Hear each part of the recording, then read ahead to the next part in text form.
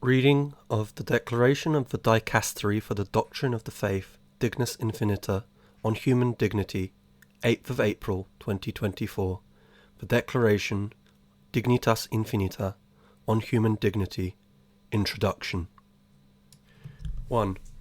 Dignitas Infinita. Every human person possesses an infinite dignity, inalienably grounded in his or her very being, which prevails in and beyond every circumstance, state, or situation the person may ever encounter. This principle, which is fully recognizable even by reason alone, underlies the primacy of the human person and the protection of human rights. In the light of revelation, the Church resolutely reiterates and confirms the ontological dignity of the human person, created in the image and likeness of God and redeemed in Jesus Christ. From this truth, the Church draws the reasons for her commitment to the weak and those less endowed with power, always insisting on the primacy of the human person and the defence of his or her dignity beyond every circumstance. 2. The ontological dignity and the unique and eminent value of every man and woman in the world was reaffirmed authoritatively in the Universal Declaration of Human Rights, issued by the United Nations General Assembly on the 10th of December 1948. As we commemorate the 75th anniversary of that document, the Church sees an opportunity to proclaim anew its conviction that all human beings, created by God and redeemed by Christ, must be recognized and treated with respect and love due to their inalienable dignity. The anniversary also provides an occasion for the Church to clarify some frequent misconceptions concerning human dignity and to address some serious and urgent related issues. 3. From the start of her mission and propelled by the Gospel, the Church has striven to affirm human freedom and promote the rights of all people. In recent times, thanks to the voices of the pontiffs, the Church has made a deliberate effort to formulate this commitment in more explicit terms through a renewed call to acknowledge the fundamental dignity inherent in every person. On this point, Pope St. Paul VI affirmed that no anthropology equals that of the Church regarding the human person, particularly concerning the person's originality, dignity, the intangibility and richness of the person's fundamental rights, sacredness, capacity for education, aspiration to a complete development, and immortality. 4. Pope St. John Paul II, during the Third General Conference of Latin American and Caribbean bishops in Puebla in 1979, affirmed that human dignity is a gospel value that cannot be despised without greatly offending the Creator. This dignity is infringed on the individual level when due regard is not had for values such as freedom, the right to profess one's religion, physical and mental integrity, the right to essentials goods, to life.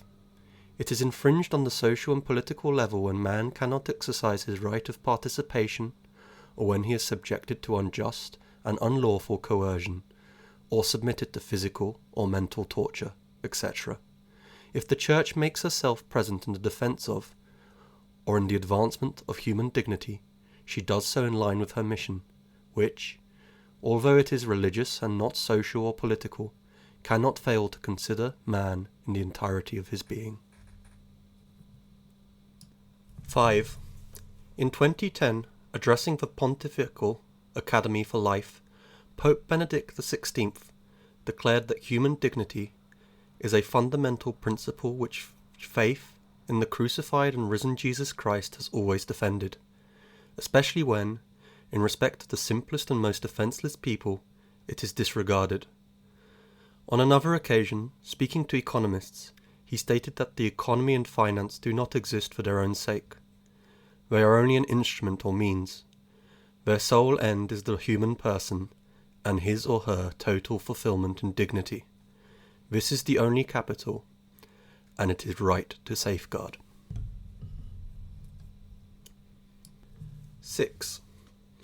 From the start of his pontificate, Pope Francis has invited the Church to believe in a Father who loves all men and women with an infinite love, realizing that he thereby confers upon them an infinite dignity.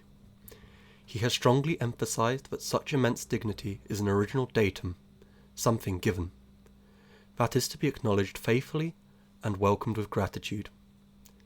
Based on this recognition and acceptance of human dignity, a new coexistence among people can be established that develops social relationships in the context of authentic fraternity.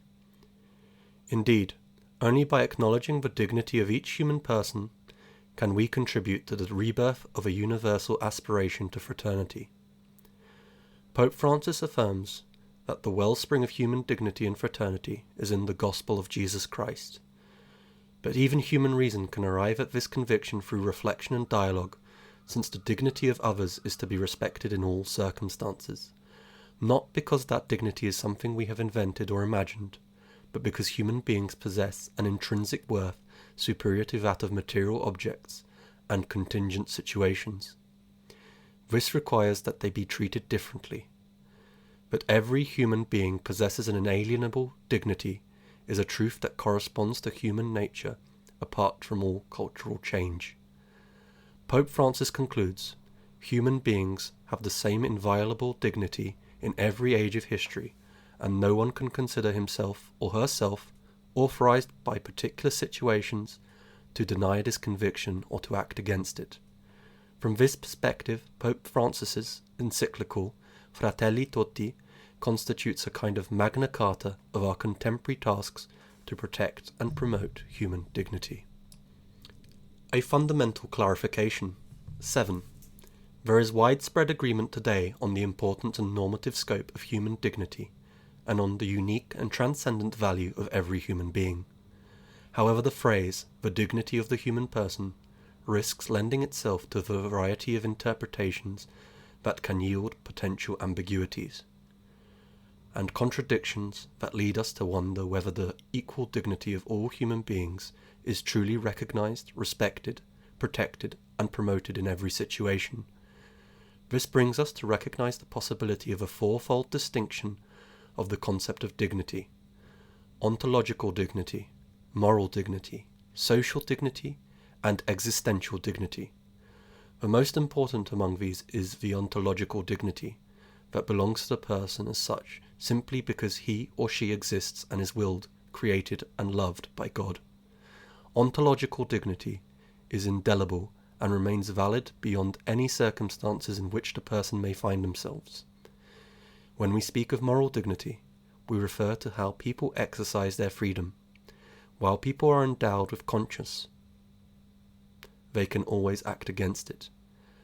However, were they to do so, they would behave in a way that is not dignified, with respect to their nature as creatures who are loved by God and called to love others.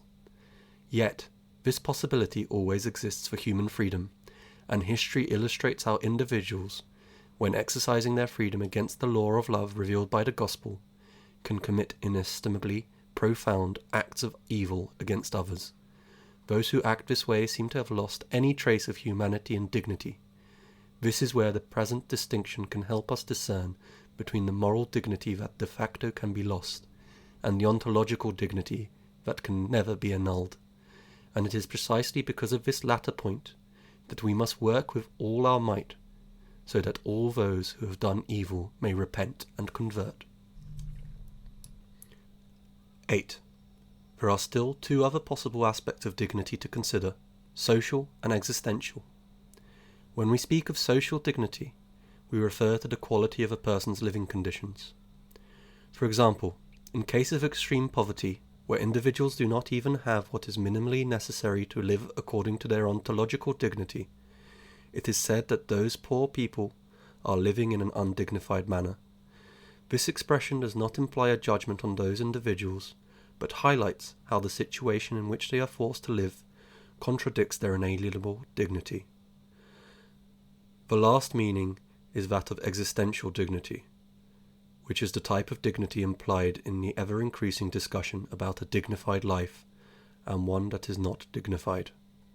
For instance, while some people may appear to lack nothing essential for life, for various reasons, they may still struggle to live with peace, joy, and hope. In other situations, the presence of serious illnesses, violent family environments, pathological addictions, and other hardships may drive people to experience their life conditions as undignified, vis-a-vis their perception of that ontological dignity that can never be obscured.